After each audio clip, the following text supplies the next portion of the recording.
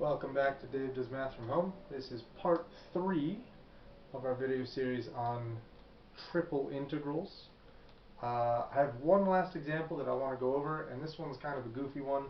I tried to imagine a very bizarre and strange looking region that honestly I might have gone overboard. This is going to be really tough for me to draw.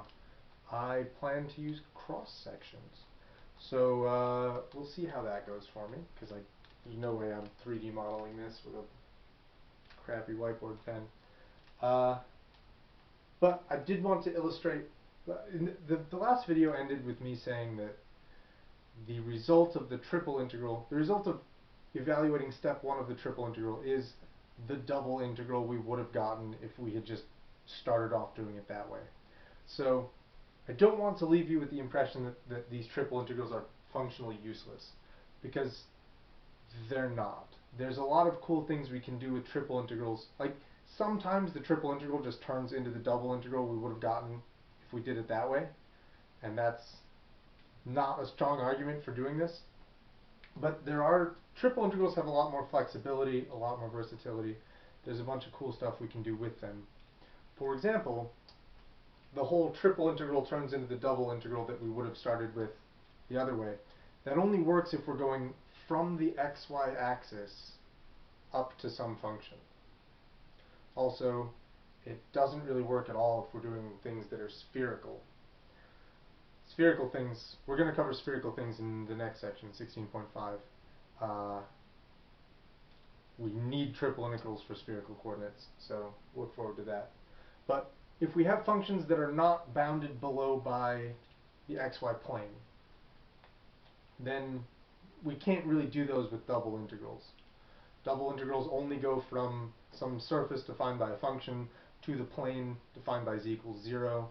If you have any other lower bound, like z equals a negative number, or z equals some different function as your lower bound, you need the triple integrals.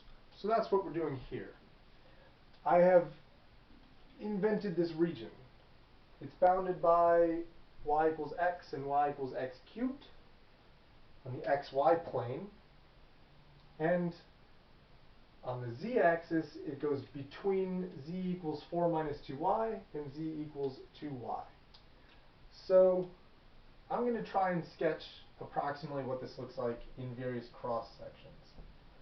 On the xy plane, this is x equals y, this is y equals x cubed, this is y equals x. They meet at this point 1, 1. So I want the region that exists above this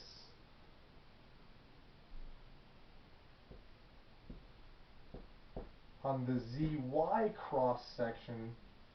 I'm doing z equals 2y here, and I'm doing z equals 4 minus 2y here.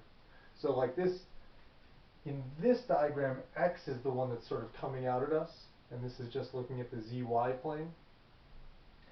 So I want this, I want a space like this that sits on top of this. So it's going to have that from this point, if z is coming out at us this way, it's going to go up here, and then it's going to come back.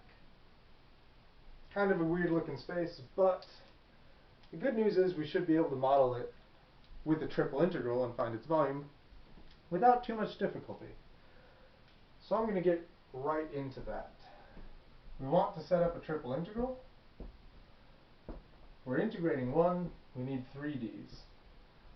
As I mentioned earlier, I'm pretty partial to doing z first. I like just collapsing the z-axis. And on the z-axis we have pretty straightforward bounds. Z is going to go from 2y to 4 minus 2y. And then once we have collapsed the z-axis, then we're back in nice, friendly, normal, reasonable x and y. So I think we should do y next. Y is going to go from x cubed up to x. and then x is going to go along here. So it's the only dimension left, so x is going to go from 0 to 1. So this is the setup for the integral.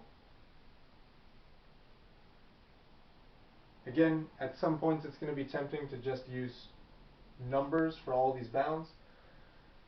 Don't use numbers for all of the bounds unless you're doing a function. Unless you're doing a box, I'm sorry. If the thing you have is not a box, then you need to use functions. For the middle bounds, you only get to use numbers on the very outside integral. So, let's integrate. The first integral, we're going to leave alone for now. X goes from 0 to 1. The middle integral, we're leaving that one alone. Y goes from x cubed to x. The inside integral is just z. We're evaluating that at 2y and at 4 minus 2y, dy dx.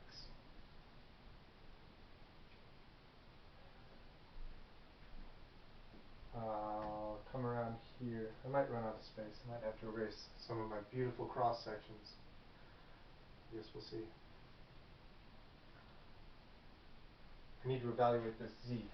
Right, so integral x from 0 to 1, integral y from x cubed to x of 4 minus 2y minus 2y. Looks like it's going to be 4 minus 4y dy dx. So I integrate with respect to y. I go from x equals 0 to 1. This is going to be 4y minus 2y squared, evaluated at x cubed and at x dx.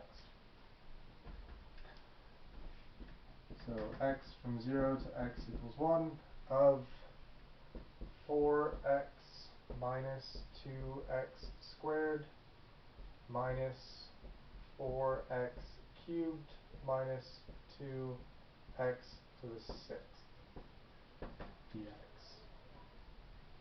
That got away from me in kind of a hurry, but still very doable. I'm going to simplify it just a little bit. X goes from 0 to 1. This is going to be positive and first, so 2x to the 6th minus 4x cubed minus 2x squared plus 4x dx, which is 2/7 x to the 7th minus x to the 4th plus minus 2/3 x cubed plus 2x squared evaluated from 0 to 1. I'm so close to finishing this without erasing anything. Maybe I can squeeze it in down here. When you evaluate this at 1, none of the powers matter. You're just adding up all the exponents. When you evaluate it at 0, everything is 0. So we really just need to add 2/7 minus 1 minus 2/3 plus 2. So I'm going to work in 21sts. This is going to be 6 21sts. This is going to be minus 21 21sts. This will be minus 14. Minus 14 21sts plus 42 21sts.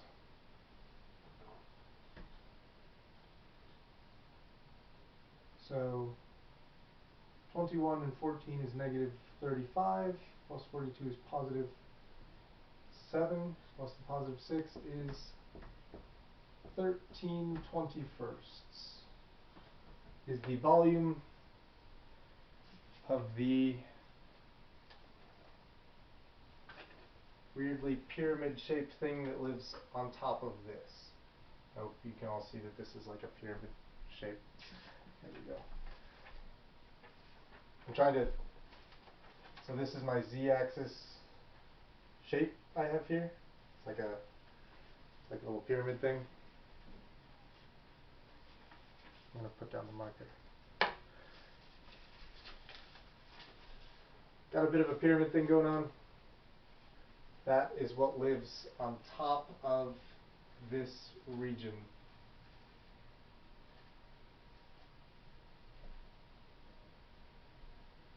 And it has a volume of 13/21. I didn't know that before 2 minutes ago, but now I do, and so do you. More importantly, you know how to set up triple integrals so that the bounds reflect a region of space, and you can integrate the function 1. You can triple integrate the function 1 to get the volume of that space, or you could triple integrate some weird density function to get the mass of that object. That is the end of my lecture on triple integrals, which I think is well timed because my voice does not feel healthy. So try the homework, bring me really good questions. If I screwed any of this up in any of these 3 videos, please let me know, and I look forward to hearing from you about it.